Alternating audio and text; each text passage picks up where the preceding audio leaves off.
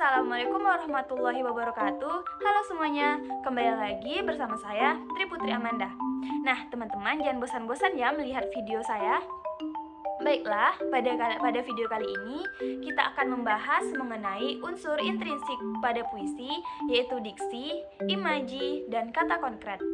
Sama seperti video pada unsur intrinsik puisi sebelumnya, di sini kita juga akan membedah sebuah puisi yang berjudul Kesabaran karya Chairil Anwar dengan mencari diksi, imaji, dan kata konkret.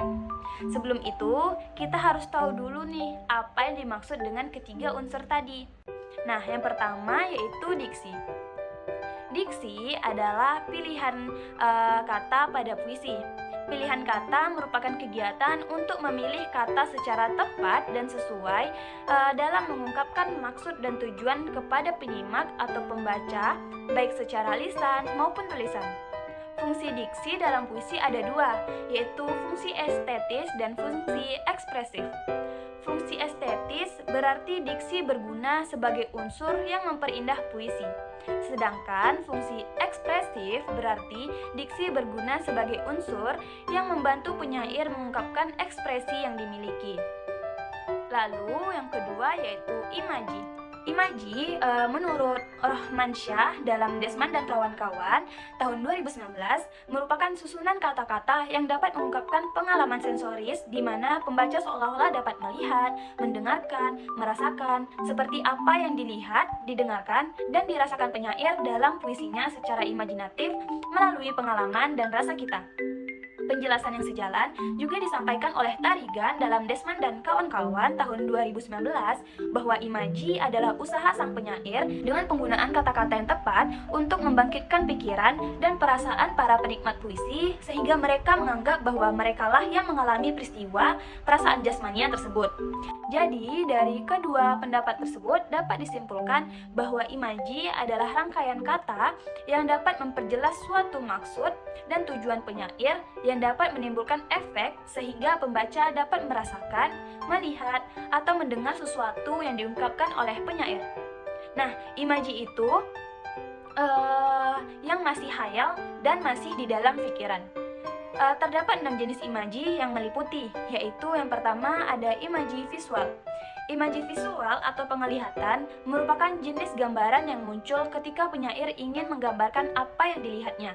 Oleh karena itu, kalimat-kalimat dalam puisi akan berbicara tentang hal-hal yang dilihat, misalnya gunung, pepohonan, warna, cuaca terang atau gelap.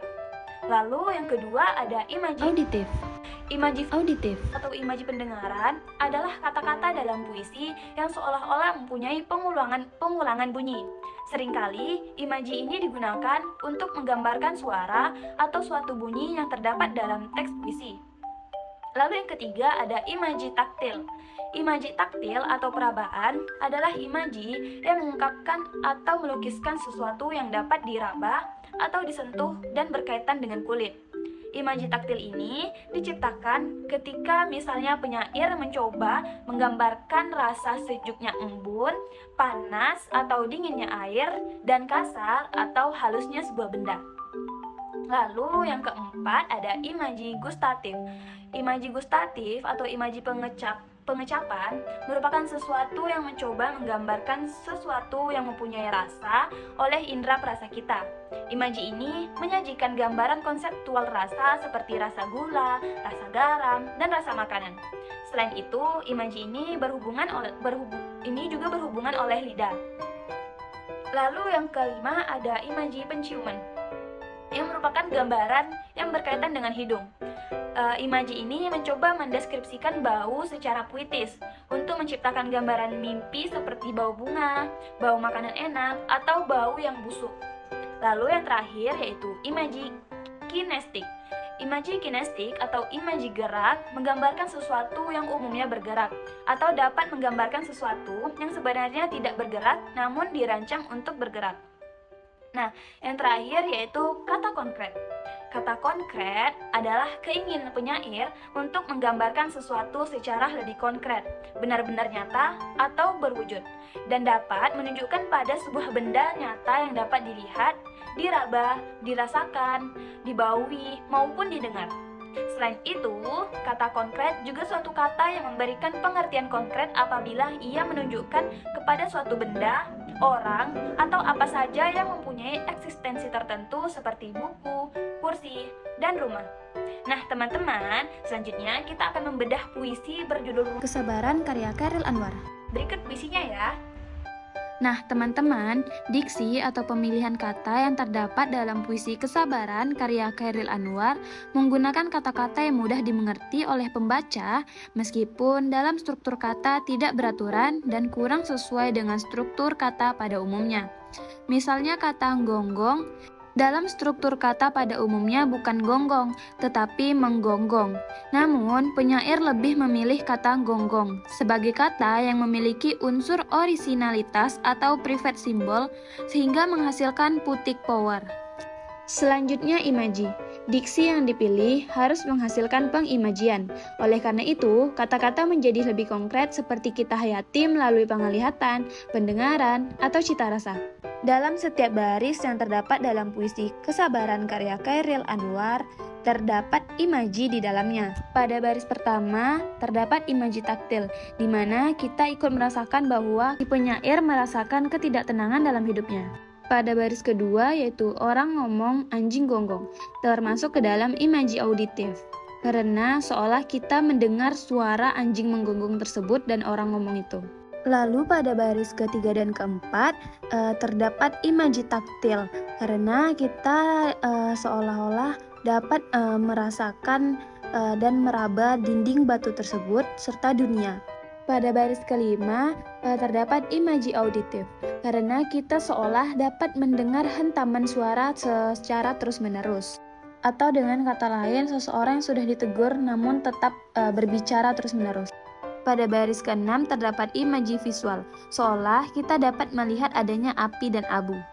Lalu pada baris 7 sampai baris ke-10 terdapat imaji taktil, karena kita seolah diajak penyair untuk dapat merasakan perasaan sedih yang ia alami. Karena ingin menyampaikan suatu pendapat, namun percuma karena tidak akan didengarkan. Pada baris ke-11 terdapat imaji visual, karena seolah kita dapat melihat adanya air kali yang membeku. Pada baris ke-12 dan 13 terdapat imaji taktil, karena seolah kita dapat merasakan bahwa tak lagi adanya kehidupan dunia sebagaimana layaknya, dan ketidakberdayanya terhadap dunia. Pada baris ke-14 terdapat imaji visual, karena seolah kita dapat melihat seseorang yang menutup telinga dan berpicing mata. Lalu pada baris terakhir terdapat imaji taktil. Lalu yang terakhir, yang ketiga, yaitu kata konkret. Kata konkret yang terdapat dalam puisi Kesabaran karya Chairil Anwar terdapat pada lirik Aku tidak bisa tidur. Orang ngomong anjing gonggong. Dunia jauh menggabur. Kelam mendinding batu. Dihantam suara bertalu-talu. Di sebelahnya api dan abu. Kata konkret tersebut dipilih untuk melukiskan bahwa ia berusaha sabar dan mengabaikan orang-orang yang menggunjingnya atau membicarakannya. Lalu terdapat pada lirik Aku hendak bicara, suaraku hilang, tenagaku terbang. Sudah, tidak apa-apa, ini dunia enggan disapa, ambil peduli. Nah, kata konkret tersebut dipilih untuk melukiskan bahwa ia berusaha berbicara, namun ia tidak dapat berbicara dan akhirnya berusaha untuk tidak peduli.